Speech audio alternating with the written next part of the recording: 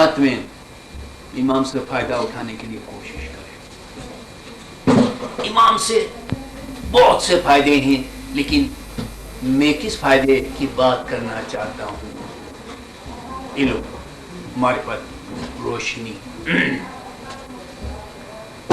تو چراغ روشن کی جو رسم ہے اس کی تشریح کرتے کرتے چلے جائیں تو ہم ایک بہت بڑے وسیع میدان میں پہنچ جائیں گے کہ جس کا کوئی کنارہ نہیں ہوگا.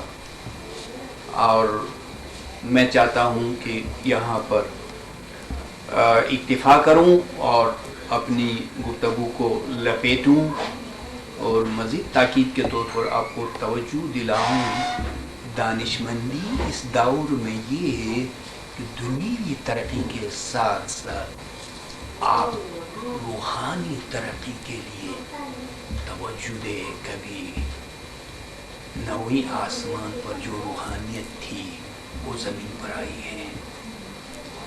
میں بے اندازی راز، بے انداز سرگوشی میں آپ کو بتانا چاہتا ہوں، کیونکہ قرآن یہ کہتا ہے کہ ایک وقت میں جنت نزدیک لائی جائے گی. جنت روحانیت ہے، جنت علم ہے. اب امام نے اس کو نزدیک لایا ہے. آپ اپنے آبا و اجداد کے وقت کو سامنے رکھیں. کیا اس وقت امام کا دیدار تھا؟ امام کا کھلا فرمان ہو رہا تھا؟ ایسے ارشادات سننے میں آ رہے تھے؟ اتنے واعظین تھے، اتنے ادارے تھے، اور اس قدر روحانی علم کا پھیلاؤ تھا؟ نہیں نہیں، یہ وہ انقلابی وقت ہے، دور قیامت ہے. آپ کو تعجب ہوگا کہ میں نے اس دور کو دور قیامت قرار دیا. ہاں، قیامت ایک پوشیدہ چیز ہے. قیامت کو دیکھنا ہے تو آپ دیکھ سکتے ہیں، اس کے لیے ایک راستہ ہے، ایک طریقہ ہے، ورنہ قیامت پوشیدہ ہے. قیامت کو دیکھنا ہے تو امام کے حضور سے آپ اسپیشل عبادت کا اذن لیں، بیت الخیال میں داخل ہو جائیں اور اس میں بہت ترقی کریں، بہت ترقی کریں بزرگان دین کی طرح اور درویشوں کی طرح. تو تب آپ کے سامنے سے قیامت کی کھڑکی کھل جائے گی اور آپ گھر بیٹھے بیٹھے عالمی شخصی نے، پرسنل ورلڈ میں قیامت کا نظارہ کریں گے. کل قیامت کے دن جو ہم سب چلے جائیں گے، اس وقت آج کی باتوں کے بارے میں کچھ گچھ ہوگی.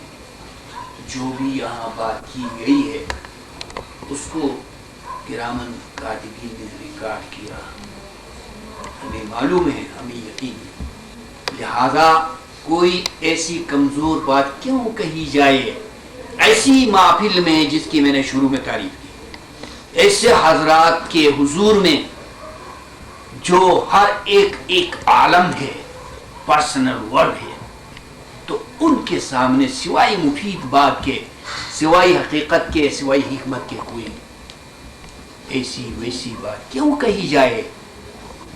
تو میں دوبارہ تاکید کرتا ہوں کہ یہ تو قیامت ہے، اور قیامت کے بارے میں قرآن کریم میں دو باتیں ہیں. ایک یہ کہ قیامت کا احساس کسی کو نہیں ہوگا، ایک یہ کہ قیامت دیکھنے میں آئی. اس کی وجہ یہ ہے کہ آپ اگر روحانی شخص بن جانا چاہتے ہیں تو آپ کو قیامت کا راز بتا دیا جائے گا. وہ دو علم الیقین کی حد میں، عین الیقین کی حد میں، لیکن علم الیقین کی حد تک پہنچنے سے بیشتر، عین الیقین کی حد تک پہنچنے سے بیشتر علم الیقین کے طور پر یقین حاصل کرنا ہوگا، جاننا ہوگا. پھر اس کے بعد عین الیقین کی حد میں، اور خصوصی عبادت اور ذکر و شب خیزی کے نتیجے میں آپ کے سامنے سے قیامت کی کھڑکی کھول دی جائے گی، آپ نظارہ کریں گے، کلی قیامت کا نظارہ کریں گے، جزوی نہیں، صغرا نہیں، کبرا، قیامتی صغرا کیا قیامتی کبرا، تو قیامتی صغرا کے اندر قیامتی کبرا پوشیدہ ہے، یا یوں کہنا چاہیے ذاتی قیامت کے اندر اجتماعی قیامت پوشیدہ ہے۔ جس طرح کہ آپ ایک شخص ہیں لیکن نہیں، آپ ایک عالم ہیں۔ کیا نام اس عالم کا؟ عالمی شخصی، عالمی صغیر، نام تو عالمی صغیر لیکن اس کے اندر عالمی کبیر، ساری کائنات ملفوف ہوئی، لپیٹی ہوئی ہے۔ اسی طرح آپ کی ذاتی قیامت میں بڑی قیامت پوشیدہ ہے۔ تو اس کے لیے انتظار، وہ لوگ انتظار کریں گے جن کو علم نہیں ہے۔ قیامت ایک سلسلہ ہے، قیامت روحانیت کا نام ہے، قیامت نفس واحدہ میں برپا ہوتی ہے، اور پیغمبر اکرم نے فرمایا کہ جو مرتا ہے اس کی قیامت برپا ہو جاتی ہے۔ تو مرنا دو طرح سے ہے، ایک زندگی میں نفسانی طور پر مرنا، ایک جسمانی طور پر مرنا، تو دونوں حالتوں میں قیامت ہے۔ جو جسمانی طور پر مرے گا وہ بھی قیامت دیکھے گا، جو جسمانی موت سے قابل نفسانی طور پر مرے گا وہ بھی دیکھے گا قیامت۔ تو تصوف میں بھی اس کی جھلکیاں، اس حقیقت کی کچھ جھلکیاں نظر آتی ہیں، لیکن تصوف سے اسماعیلی مذہب بڑھ کر اعلیٰ ہے۔ بہرحال شاید میں بہت دور چلا گیا اس میدان میں، اس لیے کہ میں ان باتوں کو اہم سمجھتا ہوں کہ نہ معلوم پھر ایسی محفل میرے لیے ممکن ہوگی یا نہیں۔ یعنی میرا مطلب ہے کہ آپ کی ملاقات اور ایسے گھر میں، ایسے مومن کے گھر میں، ایسے افراد اور آفیسران، عملداران، علم کے جاننے والے، قدردان، دانشمند، دانشور، اور ہر بات کو سنجیدگی سے تولنے والے اور جج کرنے والے، اور پھر میں کیوں کوئی اہم بات نہ بتاؤں۔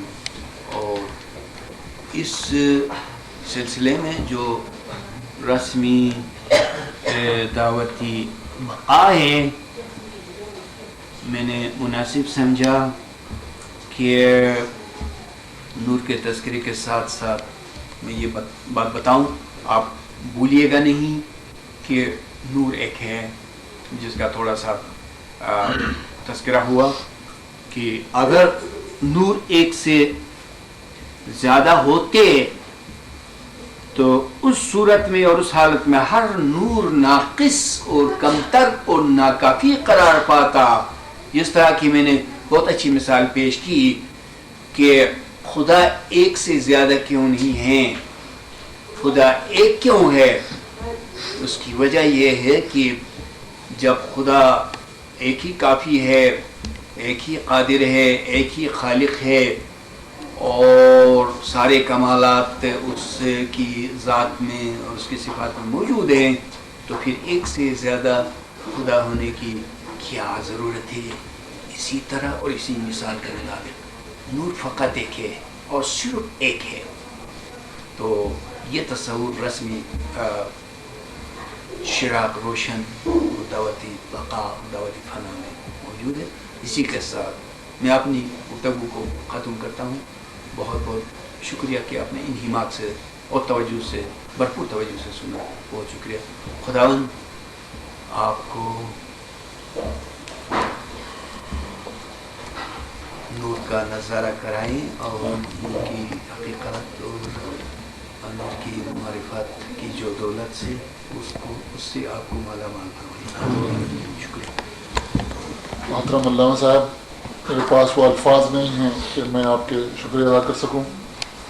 البتہ آپ کے اس عظیم نصیحت اور فکری انداز کی باتوں کو لیتے ہوئے میں اپنے خلیفہ غلام مسعود صاحب سے گزارش کروں گا کہ فدائی صاحب کے ساتھ بحر طویل سے مجلس کا